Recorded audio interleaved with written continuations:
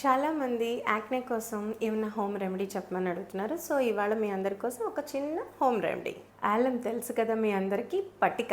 ఆ పటికని పూర్వకాలంలో water purify చేయడానికి అది వాడేవారు. ఆఫ్టర్ షేవింగ్ కూడా వాళ్ళకి ఎటువంటి స్కిన్ ఇరిటేషన్ లేకుండా ఉండడానికి కూడా యూజ్ చేసేవారు. సో ఇవాళ మన హోమ్ రెమెడీలో ఈ పటికని ఎలా యూజ్ చేస్తాము అంటే, పటికని రోజ్ వాటర్తో ఒక స్టోన్ పైన అరగదీయండి.